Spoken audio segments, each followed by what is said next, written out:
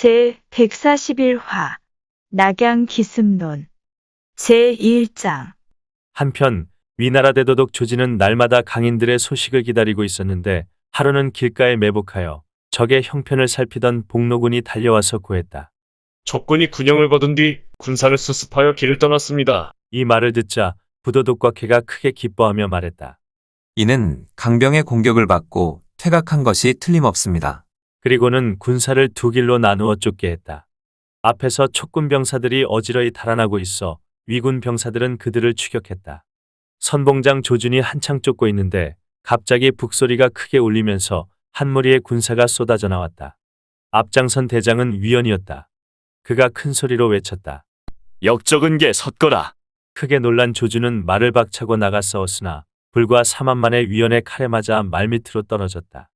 부선봉장 주찬도 병력을 이끌고 뒤쫓다가 갑자기 쏟아져 나온 한 무리의 군사와 마주쳤는데 앞장선 대장은 바로 조운이었다. 주찬은 손 한 번 써보지 못하고 조운의 창에 찔려 죽고 말았다. 두 갈래의 선봉장을 맥없이 1차 조진과 곽해는 병력을 걷어 돌아가려고 했다. 그때 등 뒤에서 함성이 크게 진동하며 북소리 나팔소리가 일제히 울리더니 관흥 장포가 양쪽에서 병사들과 함께 몰려나와 조준 곽해를 몰아붙였다. 조준 곽해 두 사람은 패잔병을 이끌고 간신히 길을 뚫어 탈주했다. 완승을 거둔 촉군은 곧바로 위수까지 추격해 위군 군영을 빼앗았다. 선봉장 두 사람을 잃은 조진은 애통에 맞지 않으며 어쩔 수 없이 조정에 표문을 올려 원병을 청했다. 위나라 국주 조예가 조회를 열고 있는데 측근 신하가 아뢰었다. 대도독 조진이 촉군에게 수차례 패하여 선봉장 두 사람을 잃었고 강족 병사들 또한 무참히 패하여 그 영세가 몹시 위급하다고 하옵니다. 이에 원병을 청하는 표문을 보내왔사오니 폐하께서 헤아려 주시기 바라나이다. 이 말에 깜짝 놀란 조예가 신하들에게 물었다. 사실이 그와 같다면 어찌하여야 좋겠소. 창고라는 촉군을 어찌 물리칠 것인지 말해보시오. 그러자 화음이 나섰다. 이번에는 폐하께서 몸소 정벌에 납시는 것이 필요하옵니다. 제후들을 다 불러 모아 사람들이 모두 어명을 따르도록 하신다면 격퇴할 수 있나이다. 그렇지 아니하면 장안을 잃고 관중 또한 위태로워질 것이옵니다. 그러나 태부 종효는 조금 다른 의견을 말했다. 무릇 장수된 자는 지모가 남달라야 사람을 다룰 수 있나이다. 손자가 말하기를 저를 알고 나를 알면 100번 싸워 100번 이긴다고 하였사옵니다. 신이 헤아리기에 조진이 비록 용병을 오래 하였으나 제갈량의 적수는 되지 못하옵니다. 하오나 촉군을 격퇴할 만한 사람이 없는 것은 아니옵니다. 신이 온 집안에 목숨을 걸고 청거하고 싶은 사람이 있사온데 폐하께서 윤호해 주실는지요. 경은 조정의 원로 대신이요.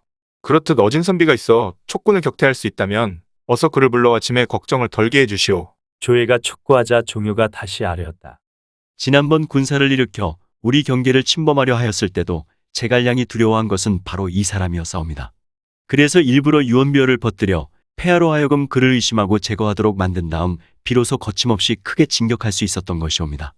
이제 그를 다시 쓰신다면 제갈량 스스로 물러갈 것이옵니다. 그게 누구요? 표기대장군 사마의이옵니다. 이름을 듣고 조예는 한숨을 내쉬었다. 아, 그 일은 짐도 후회하고 있었소이다. 중달은 지금 어디 있어? 듣자니 요즘 중달은 완성해서 한가로이 지내고 있다 하옵니다. 이에 조예는 즉시 조서를 내려 사자에게 절호를 주어 보내며 사마이를 복직시킴에 더하여 평서도독에 제수했다. 그리고는 그에게 남양 각 방면의 군사를 일으켜 장안으로 데려오도록 명했다. 짐도 어가를 타고 몸소 정벌에 나설 것이니 중달에게 정한 날짜에 합류토록 하라. 명을 받은 사자는 밤을 새워 사마이가 있는 완성으로 달려갔다. 제2장. 한편 출병한 일에 여러 차례 완승을 거둔 제갈량은 내심 크게 기뻐하고 있었다. 그러던 어느 날 기산의 군영에 머물던 그가 사람들을 모아놓고 앞 일을 의논하고 있는데 보고가 들어왔다. 영안궁을 수호하는 이염이 아들 이풍을 사자로 보내왔습니다. 영안궁이라면 유비가 최후를 맞은 궁전으로 그의 사당이 설치되어 있는 곳이었다. 제갈량은 오나라가 국경을 침범한 줄 알고 깜짝 놀라 그를 안으로 불러들였다. 무슨 일로 왔는가? 제갈량의 물음에 이풍이 대답했다. 기쁜 소식을 전해드리러 왔습니다. 기쁜 소식이라니. 지난날 맹달이 위나라에 투항하였으나 이는 부득이한 상황이었습니다. 당시 조비는 그의 재주를 아껴 좋은 말과 금은 보화를 하사하고 임금수레에 태우고 함께 출입할 정도로 융숭한 대접을 하였습니다. 또 맹달을 산기상시에 봉하고 신성을 다스리는 태수로 삼아 상용과 금성 등을 수비케 하여 위나라의 서남 지역을 맡겼습니다. 그러나 조비가 죽고 조예가 즉위하자 조정의 많은 이들이 그를 시기하는지라 밤낮 불안에 떨던 맹달은 걸핏하면 장수들에게 나는 본래 촉군 장수라 이곳에서 세력이 궁핍하다고 말하곤 하였습니다. 이제 그가 거듭 신복을 시켜 부친에게 서신을 보내왔는데 그 내용은 자신의 뜻을 승상께 대신 전해달라는 것이었습니다. 지난번 위군이 5길로 서천을 침범하였을 때도 자신의 뜻은 지금과 같았다고 합니다. 이제 신성에 머물면서 승상께서 위나라를 정벌하신다는 소식을 듣자 금성, 신성, 상용 세 곳에 군마를 일으켜 낙양을 지름길로 빼앗을 터이니 승상께서 장안만 취하시면 위나라의 두 도읍이 평정되리라는 것입니다. 이에 제가 그의 사자를 데려왔습니다. 또한 맹달이 누차에 걸쳐 보내온 서신도 함께 바칩니다. 제갈량은 크게 기뻐하며 이풍등에게 후한상을 내렸다. 하지만 좋은 소식이 있으면 나쁜 소식도 있는 법인가. 그날 위나라에 풀어놓았던 세작이 돌아와서 뜨악한 소식을 전했다. 위나라 국주 조예가 장안으로 행차하면서 한편으로는 조서를 내려 사마이를 복직시킴에 더하여 평서도독에 제수하고 그곳 군사를 일으켜 장안에서 합류토록 했습니다. 보고를 들은 제갈량이 깜짝 놀라자 참군 마속이 물었다. 조예 따위야 말할 가치나 있겠습니까? 장안에 온다면 곧 사로잡을 수 있는데 승상께서는 무슨 까닭에 놀라시는지요? 내 어찌 조예를 두려워하겠느냐. 근심거리는 사마의 한 사람이다. 지금 맹달이 대사를 일으키려는데 사마이를 만나게 된다면 반드시 실패할 것이기 때문이다. 맹달은 사마이의 적수가 못 되니 필시 그에게 사로잡히고 말 것이야. 그런데 맹달이 죽게 된다면 중원을 얻기가 쉽지 않다는데 문제의 핵심이 있다. 그렇다면 어찌 급히 글을 써보내 맹달로 하여금 방비하도록 하시지 않는지요? 그렇군. 제갈량은 즉시 편지를 써서 사자에게 주고 밤낮 가리지 말고 달려가 맹달에게 전하도록 일렀다. 신복이 돌아오기만을 기다리고 있던 맹달은 드디어 신성으로 돌아온 신복으로부터 제갈량의 편지를 받아들자 얼른 읽어보았는데 그 내용은 다음과 같았다. 근자의 서신을 받아보고 공의 충의로운 마음을 알 수 있었소. 옛 친구를 잊지 아니하니 내 마음이 몹시 기쁘고 위안이 되는구려. 대사가 성공하면 공이야말로 한나라 조정을 중흥시킨 1등 공신이 될 것이오. 그러니 극히 조심스럽게 치밀하게 진행하되 이를 함부로 남에게 맡기지 마시오. 신중하시고 경계를 늦추지 마시오. 근자에 듣자니 조예가 다시 조서를 내려 사마이를 복직시키고 완성과 낙양의 병력을 일으켰다고 하오. 그가 공의 거사를 듣게 된다면 반드시 먼저 올 것이오. 모름지기 만전을 기하여 방비하되 결코 등한시하여서는 아니 될 것이오. 맹달은 편지를 읽고 나서 껄껄 웃었다. 하하하하. 사람들이 제갈량은 생각이 많다고들 하더니 이제 보니 정말 그렇군. 그리고는 답장을 써서 신복에게 주고 제갈량에게 전하도록 했다. 신복이 도착하자 제갈량은 그를 군막으로 불러들였다. 그리고 그가 바친 맹달의 답장을 읽어보니 그 내용은 다음과 같았다. 승상의 가르침을 받고 어찌 조금이라도 태만히 할 수 있겠습니까? 하지만 가만히 생각해보면 사마이의 일은 너무 두려워할 것도 없습니다. 완성은 낙양에서 800리나 떨어져 있고 신성까지는 1200리나 됩니다. 설사 사마이가 제 거사를 듣는다 하여도 반드시 위나라 국주에게 표문을 올려야 할 것이니 그 왕복에만도 한 달은 걸릴 것입니다. 거기다 제 성은 견고하고 장수들은 삼군과 함께 모두 깊고험한 요 충지에 있습니다. 사마이가 온다고 어찌 제가 두려워하겠습니까? 승상께서는 마음을 놓으시고 저의 승전 보만을 기다려 주십시오. 읽기를 마친 제갈량은 맹달의 편지를 바닥에 내던지고 발을 구르면서 탄식했다. 아, 맹달은 필시 사마이의 손에 죽고 말겠구나. 어찌 그런 말씀을 하십니까? 곁에 있던 마속이 묻자 제갈량은 안타까운 듯이 대답했다. 병법에 이르기를 방비가 없는 곳을 치고 예상치 못한 곳으로 나아가라고 하였다. 그런데 어찌 한 달이 걸린다고 생각한단 말인가.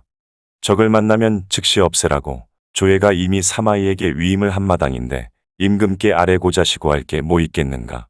맹달의 모반을 알게 된다면 열흘도 안 되어 군사가 도착할 것인데 어찌 손을 쓸 수 있겠는가. 해설을 들은 장수들은 모두 감탄을 금치 못했다. 제갈량은 급히 편지를 써서 맹달의 사자에게 주며 돌아가서 보고하라고 일렀다. 아직 거사하지 아니하였다면 이를 함께할 사람이라도 일에 대해 절대 알려주어서는 아니 된다. 알게 되면 반드시 실패하고 말 것인즉. 예, 그리 전하겠습니다. 사자는 작별 인사를 올리고 신성으로 돌아갔다. 제3장. 완성에서 한가한 시간을 보내던 사마이는 위군이 촉군에게 거듭 패하였다는 소식을 듣고는 하늘을 우러러 길게 탄식했다. 사마이에게는 두 아들이 있었는데 맏아들 사마사는 자가 자원이고 둘째 아들 사마소는 자가 자상이었다. 어릴 때부터 큰 뜻을 품고 병서에 통달한 두 아들은 그날 곁에 서 있다가 사마이가 길게 탄식하는 모습을 보고 물었다. 아버님께서는 무슨 까닭에 장탄식을 하십니까? 너희들이 국가대사를 어찌 알겠느냐? 그러자 맏아들 사마사가 한마디 했다. 위나라 국주께서 써주시지 아니함을 탄식하신 것 아닌지요? 형의 질문을 들은 둘째 아들 사마소는 웃으며 이렇게 한마디 했다. 그 문제라면 걱정하지 마십시오. 조만간 아버님을 부르는 조서가 반드시 도착할 테니까요. 사마이는 속으로 놀라면서도 한편 기뻐했다. 아니, 우리 집에 저런 기리나가 나오다니. 기리나란 슬기와 재주가 뛰어난 신동을 일컫는 말이다. 과연 둘째 아들의 말이 끝나자마자 수하가 달려와서 칙사가 부절을 갖고 왔다는 소식을 알렸다. 사마이는 조서를 듣고 나서 완성 각방면에 군마를 일으켰다. 그 일로 한창 분주한 가운데 극비기밀을 전하러 온 자가 있다는 보고가 들어왔다. 이에 사마이가 밀실로 불러들여 물었다. 그래, 기밀이란 무엇이냐? 저는 금성태수 신이의 집에서 일하는 사람입니다. 최근 신성태수 맹달이 상용태수 신탐과 저의 주인을 초청하여 의논을 하였습니다. 맹달은 그 자리에서 우리는 원래 총나라 사람인데 부득이 위나라에 투항하였다. 문제 때에는 후한 대접을 받았으나 금상은 우리를 타국 사람으로 하찮게 취급하고 있소이다. 이번에 제갈 승상은 칙명을 받고 출병하여 이미 천수군, 남한군, 안정군의 세계군과 기성, 상규성 등을 점령하고 파죽지세로 북상하고 있으니 장안함락도 시간 문제요. 이럴 때 거병하여 낙양을 취한다면 이보다 더 큰 공훈이 없을 것이오. 어떻소? 여러분도 나와 뜻을 같이 하시겠소? 라고 강요하였습니다. 이에 신탐 신의 형제는 기세에 밀려 본의 아닌 승낙을 하였다가 뒤에 제게 자수토록 명하셨습니다. 더불어 맹달의 신복 이보와 맹달의 외조카 등연이 맹달을 고발하는 소장도 함께 가지고 왔습니다. 이 말을 들은 사마이는 자기 이마에 손을 얹으며 말했다. 이는 황제 폐하의 크나큰 홍보기로다. 제갈량의 군사가 기산에 주둔하자 안팎으로 사람들이 겁에 질려 있어 황제께서도 부득이 장안으로 행차하시게 되었다. 만약 오늘 아침 나를 쓰지 아니하셨다면 맹달은 낙양과 장안의 두 서울을 한꺼번에 격파하고 말았으리라. 이 역적놈은 필시 제갈량과 내통하였을 것인데 내가 먼저 사로잡는다면 제갈량은 간담이 서늘해져 스스로 군사를 물릴 것이다. 그러자 곁에 있던 맏아들 사마사가 말했다. 그럼 어서 표문을 폐하께 올리시지요. 그러나 사마이는 손사래를 쳤다. 아니다. 폐하께 표문을 올리고 그 허락을 받자면 한 달은 좋게 걸릴 터인데 그러면 일이 너무 늦어진다. 그리고는 즉시 영을 내렸다. 모든 군마는 길 떠날 차비를 하되 이틀에 갈 길을 하루에 갈 수 있도록 준비하라. 늦는 자는 당장 목을 베리라. 동시에 참군 양기에게 경문을 주어 밤낮을 가리지 말고 신성으로 달려가 맹달 등에게도 진군 준비를 지시하여 의심을 사지 않도록 했다. 양기를 먼저 떠나보낸 사마이는 마침내 군사를 이끌고 출전했다. 행군한 지 이틀째 되는 날, 사마이는 산비탈 밑에서 그곳을 돌아 나오던 한 무리의 군사를 만나게 되었다. 다름 아닌 우장군 서왕이었다. 서왕은 말에서 내리더니 사마이에게 물었다. 황제 어가가 장안에 이르러 진이 촉군을 맡고자 하시는데 도록은 지금 어디로 가는 길이오? 맹달이 모반하여 지금 그 자를 잡으러 가는 길입니다. 사마이가 음성을 낮추어 말하자 서왕이 알아듣고 제안했다. 그럼 선봉은 내가 맡겠소이다. 사마이는 크게 기뻐하며 두 군사를 한데 모았다. 이에 서왕이 선봉군을 맡고 사마이는 중군을 맡으며 그의 두 아들은 후군을 맡기로 했다. 다시 이틀을 더 행군했다. 선봉군의 척후병이 맹달의 신복을 사로잡아 사마이에게 데려왔다. 그의 몸을 뒤지니 제갈량이 맹달에게 보내는 답장이 나왔다. 사마이가 문초했다. 내 너를 죽이지는 아니하리라. 그러니 자초지종을 말하라. 이에 맹달의 신복은 어쩔 수 없이 제갈량과 맹달 사이로 가며 보고 들은 일을 일일이 털어놓았다. 사마이는 제갈량이 맹달에게 보낸 답장을 읽어보더니 크게 놀랐다. 세상에서 능력 있는 자의 생각은 다 비슷하구나. 내 계책을 제갈량이 먼저 알아차렸다만 다행히 우리 황제께서 복이 있으시어 이런 소식을 얻게 되었구나. 만약 맹달이 제갈량이 답장에 지시한 대로 따랐다면 우리는 멸망을 면치 못하였을 것이다. 하지만 그 답장을 우리가 취하였으니 이제 맹달은 아무것도 하지 못하리라. 그리고는 군사들을 재촉해 밤을 새워 신성으로 달려갔다. 제4장 한편 신의 신탐 형제와 나를 맞춰 거사키로 한 맹달은 때가 오기만을 기다리고 있었다. 그러나 신탐 신의 두 사람은 거짓으로 응해놓고 날마다 군마를 조련하면서 위군이 도착하면 그쪽에 내응할 생각이었다. 그러면서도 맹달에게는 병장기와 군량 말먹이 풀을 아직 갖추지 못해 거사기 일을 맞출 수 없다며 시간을 끌었으나 맹달은 달리 의심하지 않았다. 같은 총나라 출신이라 그들을 믿었던 것이다. 그러는 가운데 갑자기 참군 양기가 왔다 하므로 맹달은 그를 성 안으로 불러들였다. 양기는 사마이의 명령을 전했다. 사마도도께서는 황제의 조서를 받들어 각 방면 군사를 일으켜 촉군을 물리치려고 하십니다. 태수께서도 휘하의 군마를 소집하여 출전 준비를 하십시오. 맹달이 물었다. 도도께서는 언제 출발하시오? 아마 지금쯤은 완성을 떠나 장안으로 가셨을 것입니다. 이 말을 들은 맹달은 속으로 기뻐했다. 내가 계획한 대사가 이루어지겠구나. 그리고는 연애를 베풀어 양기를 대접한 뒤 그를 성밖까지 배웅했다. 그는 곧 신이와 신탐에게 사람을 보내 알렸다. 내일 거사할 것이다. 모두 대안의 깃발로 바꿔 달고 각 방면의 군마들을 출정시켜 낙양으로 진군하라. 그때 수하병사가 들어와서 보고했다. 성 밖에 흙먼지가 자욱한데 어디서 오는 군사인지 모르겠습니다. 이에 맹달이 성 위로 올라가서 살펴보았다. 과연 한 무리의 군사들이 몰려오는데 그들이 앞세운 깃발에는 무장군 서왕이란 글자가 보였다. 크게 놀란 맹달은 급히 적교를 끌어올리도록 했다. 그러나 서왕은 말을 멈추지 않고 해자 앞까지 달려와 큰 소리로 외쳤다. 역정맹달은 어서 항복하라. 닥쳐라. 서왕 내놈의 명주를 끊어놓으리라. 맹달이 재빨리 활을 들어 발사했는데 그 화살이 보기 좋게 서왕의 이마에 명중했다. 서왕이 쓰러지자 위나라 장수들이 그를 떠매고 어디론가 사라졌다. 못들 하느냐. 활과 쇠뇌를 쏘라. 맹달의 명령에 성 위에서 화살이 일제히 난사되자 위군은 퇴각했다. 맹달은 성문을 열고 그들을 추격하려고 했다. 그때 깃발들이 하늘을 가릴 정도로 수많은 병사들이 사방에서 몰려오는 게 아닌가. 사마이의 군사였다. 이를 보고 맹달은 하늘을 우러러 길게 탄식했다. 과연 제갈량의 예상을 벗어나지 않는구나. 그리고는 성문을 닫고 굳게 지켰다. 한편 이마에 화살을 맞고 군사들에게 구출된 서왕은 한중에 도착한 뒤 화살촉을 뽑고 치료를 받았으나 그날 밤 죽고 말았다. 누리내는 59년이다. 사마이는 서왕의 관을 낙양으로 옮겨 안장토록 지시했다. 다음날 맹달이 성 위에 올라가 두루 살펴보니 위군은 사방으로 성을 철통같이 포위하고 있었다. 맹달은 앉으나 서나 불안한 마음에 무엇을 해야 좋을지 결정을 내리지 못하고 있었다.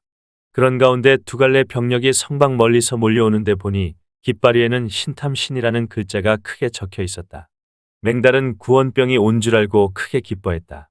이에 휘하 병력을 이끌고 성문을 활짝 연 채 밖으로 달려나가니 신탐신이가 크게 외쳤다. 역적은 게 섞어라. 어서 목숨을 내놓아라. 변고가 생긴 것을 한 맹달은 말머리를 돌려 성 안으로 급히 달아나려고 했다. 그러나 그마저 뜻대로 되지 않았다. 갑자기 성 위에서 무수한 화살이 날아오더니 이보와 등연 두 사람이 나타나 맹달을 크게 꾸짖는 게 아닌가. 맹달은 어서 항복하라. 신성은 우리가 이미 사마도도께 바쳤으니. 맹달이 길을 뚫고 달아나자 신탐이 쫓아왔다. 맹달은 어떻게든 위기를 벗어나 보려고 말에 채찍질을 가했으나 말도 지치고 사람도 지쳐 있었다. 결국 미처 손 쓸 새도 없이 신탐의 창에 찔려 말밑으로 굴러떨어지고 말았다. 그러자 신탐이 그 목을 베어 창끝에 꿰었다. 자신의 입신영달을 위해 이리저리 줄타기를 해온 맹달의 최후는 비참했다. 본래는 유장의 수하였는데 유비의 서천 진출 시 유비에게 붙었다가 형주 함락되는 조비에게로 넘어갔고 이번에 다시 제갈량 쪽으로 붙으려다가 목숨을 잃은 것이었다.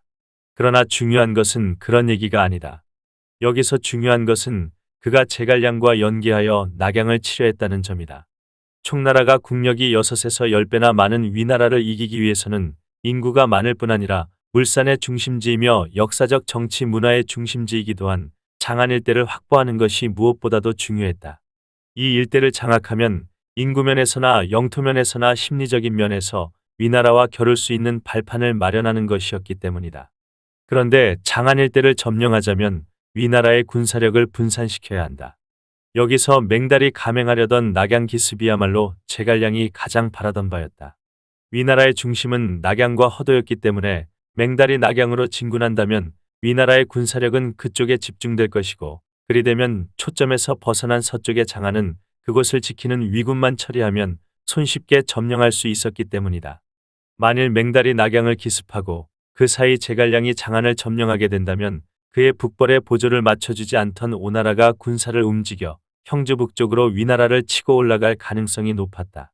일이 이렇게 진행된다면 제갈량의 위나라 정벌도 가능해지고 이후의 삼국 역사도 크게 달라졌을 것이다. 그런 맥락에서 맹달의 낙양 기습작전은 한나라, 아니 촉한 부흥의 마지막 열쇠였을는지도 모른다. 그러나 맹달의 죽음으로 그 가능성은 사라지고 말았다. 맹달이 죽자 나머지 병사들도 모두 항복했다. 이보와 등연은 성문을 활짝 열고 사마이를 성 안으로 맞아들였다. 사마이는 백성들을 위무하고 군사들을 위로한 뒤 사람을 보내 위나라 국주 조예에게 이 사실을 알렸다. 조예는 크게 기뻐하며 맹달의 머리를 낙양으로 보내 모든 사람이 볼 수 있도록 저작거리에 내걸도록 했다. 그리고 신탐과 신의에게 사마이를 따라 촉군을 물리치도록 하고 이보와 등연에게는 신성과 상용을 지키도록 했다. 이에 사마이는 병력을 이끌고 가서 장안성 밖의 군사를 주둔시키고 성 안으로 들어가 위나라 국주 조예를 베었다. 조예는 크게 기뻐하며 말했다. 짐이 사리에어 두어 한때 이간책에 빠졌던 일을 후회하오. 이제 맹달이 반역한 일만 해도 경이 막지 아니하였더라면 낙양과 장안 두 서울을 모두 잃을 뻔하였어. 그러자 사마이가 아뢰었다. 신은 반란의 조짐을 신이가 밀고 한 것을 듣고 먼저 폐하께 표문을 올리려 하여사옵니다. 그러나 표문이 오가는데 시간이 걸리면 이를 그르치게 될까봐 폐하의 성질을 기다리지 아니하고 밤을 새워 맹달을 잡으러 갔나이다. 폐하께 아뢰고 폐하의 가르침을 기다리고 있었다면 틀림없이 제갈량의 계략에 빠지고 말았을 것이옵니다. 그리고는 제갈량이 맹달에게 보낸 답장을 바치니 조예가 읽어보고 크게 기뻐했다. 경혜학문과 식견은 손자와 오자를 능가하는구려. 그리고는 군 통수권을 상징하는 황금도끼 한 벌을 하사하면서 명했다. 앞으로 기밀을 요하는 중대사를 만날 경우 경은 짐에게 따로 알릴 것 없이 뜻대로 행하시오. 그리고 관을 나가 한시바삐 촉군을 무찌르시오. 그러자 사마이가 아뢰었다. 신은 대장을 한 사람 청구하여 선봉장으로 삼고자 하옵니다. 그게 누구여? 우장군 장합이 가히 소임을 맡을만 하옵니다. 그러자 조예가 웃으며 말했다. 짐도 그 사람을 쓰려던 참이었어. 그리고는 장합을 전군 선봉장으로 삼고 사마이와 함께 장안을 떠나 촉군을 무찌르도록 했다. 또 신비와 솔레 두 사람에게도 군사 5만을 내주며 어려움에 빠져 원병을 청한 조진을 도우라 하니 조서를 받은 두 사람은 사마이와 별도로 길을 떠났다. 읽어주는 고품격 삼국지는 다음 화도 계속됩니다. 이번 이야기를 재미있게 읽으셨다면 좋아요와 구독을 눌러주세요. 그리고 작품을 해설하는 프롤로그도 꼭 읽어주세요.